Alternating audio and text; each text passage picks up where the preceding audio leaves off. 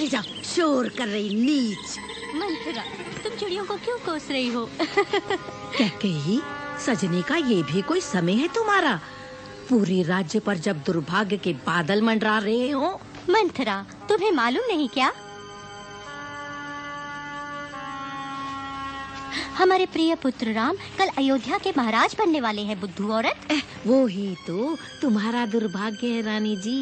ओ कैकेयी, तुम तो बड़ी भोली हो, दाव पेच नहीं जानते। देखा तुम्हें राजा दशरथ ने कैसा धोखा दिया है। मुंह बंद कर मंथरा, लज्जा नहीं आती तुझे महाराज के लिए ऐसे शब्द बोलते हुए? पर ये सोचो तुम, महाराज ने भरत को अयोध्या से बाहर क्यों भेजा हुआ है, वो भी ऐसे शुभ समय पर। क्यों? लेकिन उन्होंने ऐसा क्यों किया? कौशल्या बड़ी चतुर है, शायद महाराज को उसी ने सलाह दी होगी। तुम तो बहुत चहेती रानी हो ना महाराज की, यही कौशल्या की जलन है तुमसे। जलती है वो तुम्हारे यौवन और सुंदरता से। पर मैं क्या करूं? सब कुछ छोड़ दो, तुम सच्ची मित्र और चतुर मंथरा पर।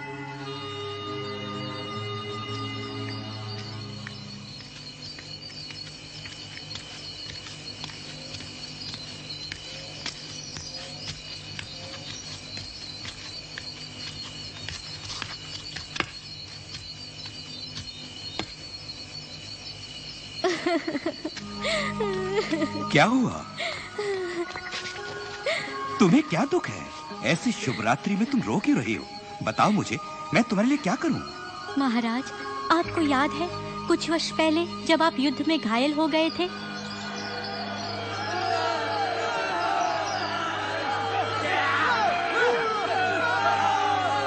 मैंने आपको बचाया था और उस समय आपने मुझे 2 वरदान दिए थे।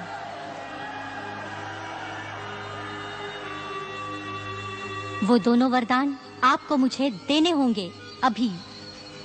केवल 2 वरदान? तुम जितने वरदान चाहो ले लो। नहीं, मुझे केवल वही 2 वरदान चाहिए। और पहला वरदान है। नहीं, वो मैं तुम्हें नहीं दे सकता कैकेयी, बिल्कुल नहीं। मैं अपनी सारी संपत्ति दे दूंगा तुम्हें, उसे लेकर तुम खुश होगी। दुनिया को ये मालूम हो जाए क्या कि सूर्यवंश के महान राजा ने अपना वचन नहीं निभाया? यदि मुझको देने हैं तो वो ही 2 वरदान दीजिए। उन 2 वचनों में पहला वचन था कैकेयी के पुत्र भरत राजा बने, और दूसरा वचन था राम को 14 बरस का वनवास। भैया, आपको सुनाई नहीं दिया लोगों का विलाप? लक्ष्मण, यही लिखा है मेरे भाग्य में। पर क्या हम यही सोचकर हाथ पे हाथ रखकर चुप बैठे रहें और कुछ न करें? ये तलवार क्या ये केवल दिखावे के लिए एक आभूषण है? भाई, तुम भाग हो मेरे जीवन का, एक हिस्सा हो मेरी आत्मा का। कृपया मुझे समझने का प्रयत्न करो। मेरे स्वामी, आपके साथ मैं भी चलूंगी। पर सीता, तुम... जैसे पति का धर्म है, स्त्री का भी वही है। जो भाग्य आपका है वो मेरा भी है। ये सच है। एक आत्मा है तो उसका भाग्य भी एक ही होगा। तो भैया, मैं भी आप दोनों के साथ चलूंगा। धन्यवाद।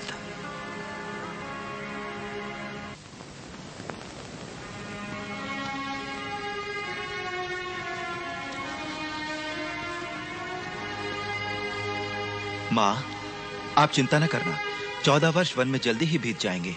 इसके बाद लौटकर मैं आपके चरणों को छूकर आशीर्वाद लूंगा। अच्छा मेरे बेटे। राम,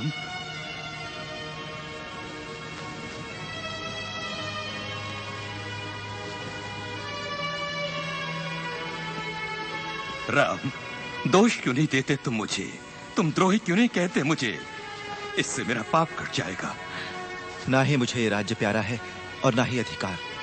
मुझे जाने से पहले आपका आशीर्वाद मिल जाए तो बहुत है पिताश्री। मेरे बेटे, वंश के परदादाओं का मान बढ़ाना, कुशल मंगल लौट आना।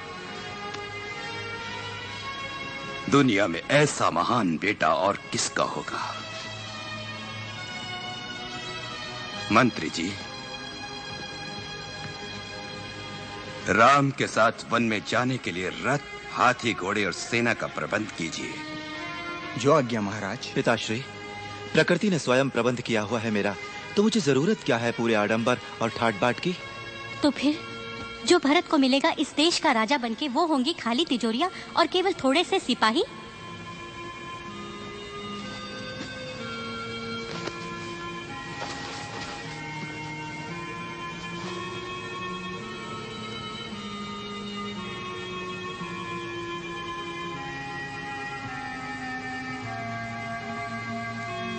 माता, आप आशीर्वाद दीजिए अपने बेटे को।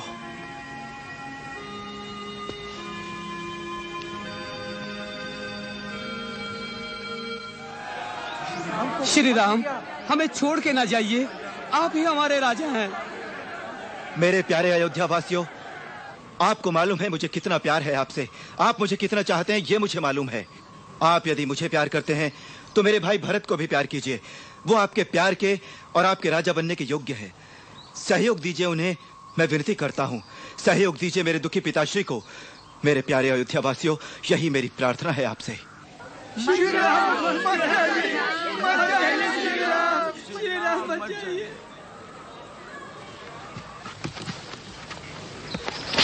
रघुकुल नीति सदा चली आई, प्राण जाए पर वचन न जाई। धर्म देश जाति की रक्षा, राम नाम से कर ले भाई। से मनवा श्री राम का सुख धाम का, शिव शंकर ने जाप किया था दो अक्षर के नाम का। मंगल में श्री राम का।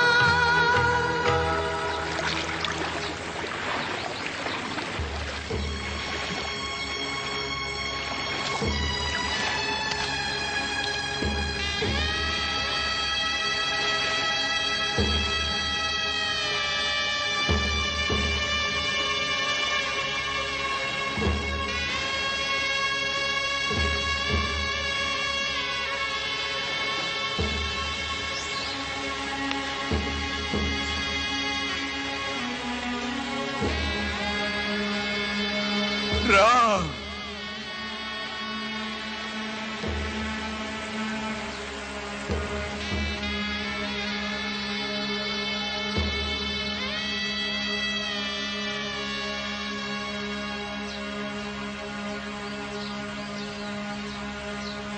छह महीने बीत जाते हैं।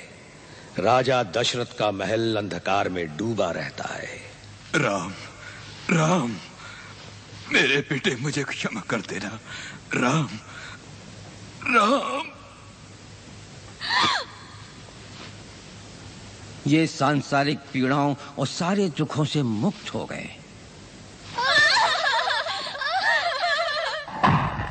कैकई के बेटे भरत अपने नाना से मिलने कैकई गए हुए थे। उन्हें तुरंत अयोध्या बुला लिया गया।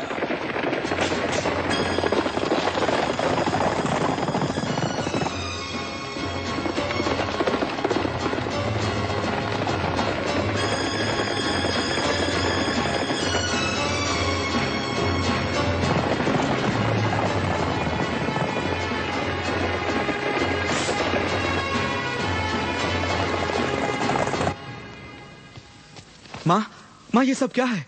ये कैसे हुआ? बेटे भरत, बहुत अच्छा हुआ आ गए तुम। बताओ माँ, जो हुआ सच है वो? पिताजी का स्वर्गवास हो गया? हे भगवान, यानी सच है ये बात? हाँ, पर हमारे लिए ढेर सारी खुशियाँ छोड़ गए बेटे। कौन सी खुशियाँ?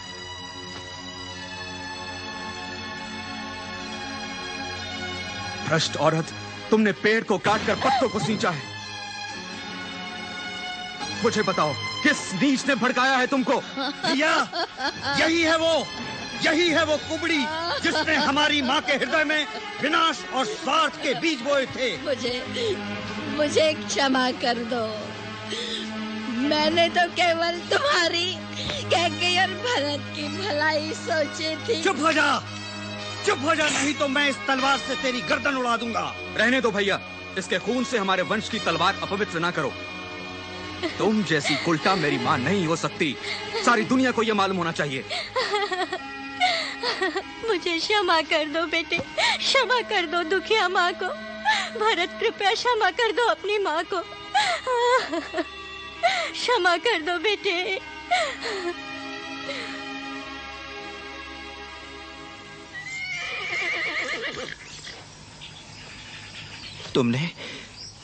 तुमने क्या कहा मेरे भाई? हमारे पिताश्री नहीं रहे? हाँ भैया, स्वर्ग को सुधार गए हैं पिताश्री।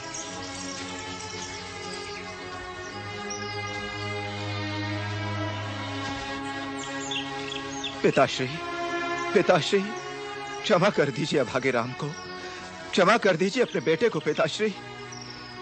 भैया मेरी विनती सुनिए, मुक्त कर दीजिए मुझे मेरी माँ के अपराध से। अभी चलिए अयोध्या और आकर संभालिए राजपाट को जो केवल आपका है। भरत, हमारी पूज्य माँ ने क्या किया अभी वो प्रश्न नहीं है, मत भूलो। महान सम्राट राजा दशरथ ने यह आज्ञा दी है हम दोनों को कि तुम राज्य को संभालो और मैं पूरे 14 वर्षों तक वन में ही रहूं। इसलिए हमारा धर्म है कि पिता की आज्ञा का पालन करें, चाहे वो हमें पसंद हो या ना हो। आपकी आज्ञा मिल गई, अब चिंता नहीं मुझे। पर मैंने एक निश्चय किया है, ये राज्य मैं अपने लिए कभी स्वीकार नहीं करूंगा, ये आपका है। कृपया आप मुझे ये आशीर्वाद दीजिए कि मैं अपना कर्तव्य धैर्य और साहस से निभा सकूं।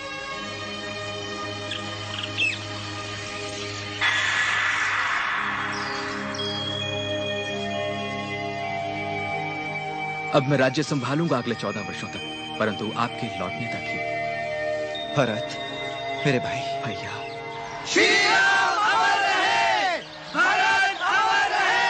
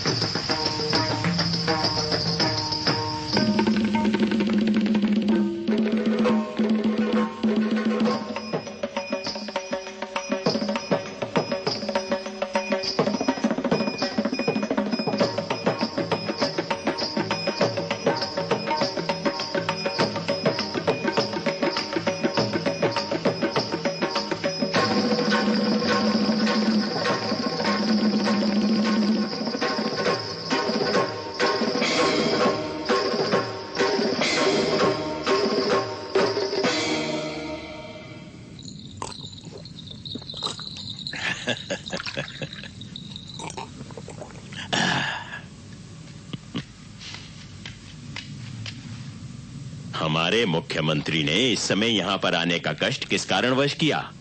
राजन, सुना है कि दंडक वन में जनस्थल के अंदर मुनि लोग अपने आश्रम में वापस आ रहे हैं। इस बार वो लोग बहुत खुश दिखाई पड़ रहे हैं। उनकी इस खुशी का कारण है अयोध्या नगर के महाराज कुमार राम। ओह, तो वो राम अत्यंत सुंदर है ना? लेकिन हमने तो सुना है कि राम डरपोक है, उसे तो देश के बाहर कर दिया, वो भी उसी के लोगों ने। ये सही है राजन, पर इसके बारे में हमें जल्दी ही कुछ न कुछ करना होगा। ओ राम, मैं तुमसे जल्दी ही मिलूंगी।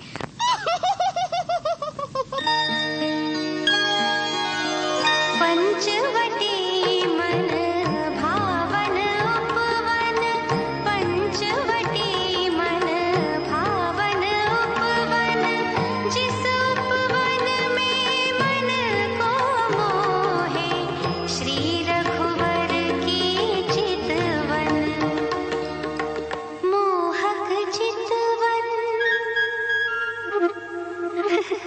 सुंदर चितवन।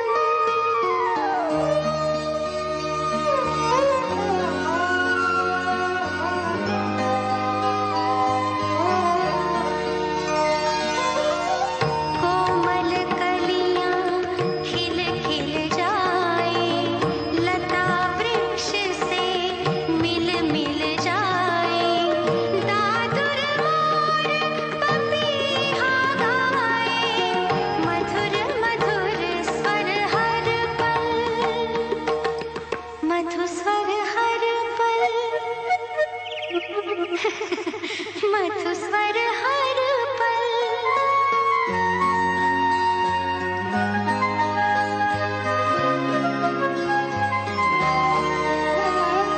टूट गए पिंजरे के बंधन मुक्त हुए पंछी के गुंजन टूट गए पिंजरे के बंधन मुक्त हुए पंछी के गुंजन मोहक मंद सुगंध पवन से महक रहा है मधुबन प्यारा मधुबन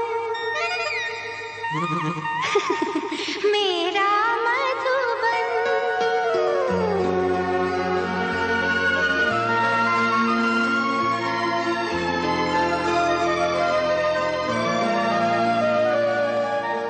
मन आनंदित पुलकित काया चंदन वट की शीतल छाया साजन के संग इस उपवन में लौट के आया बचपन पंचवटी मन भावन उपवन प्यारा सुर्पनखा रावण की छोटी बहन एक सुंदर सी स्त्री के भेष में श्री राम को अपने वश में करने पंचवटी आती है। मेरा नाम शूर्पणखा है।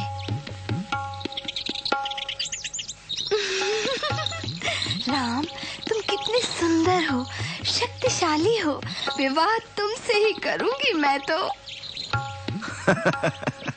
तुम्हारा प्रस्ताव मैं मान लेता, पर मेरी एक सुशील और पतिव्रता पत्नी सीता है। तुम ब्याह की बात मेरे भाई लक्ष्मण से करो। वो भी बड़ा बलवान है, बड़ा सुंदर है। है तो वो भी सुंदर। मैं तो केवल तुम्हारा हित सोचता हूँ। मेरी क्या बिसात है भैया के सामने। मुझे तुम ऐसी नहीं लगती जो आकाश से गिरकर धरती पर आ जाए। हाँ, तुमने ठीक ही सोचा। मुझे धरती पर नहीं चलना, मुझे आकाश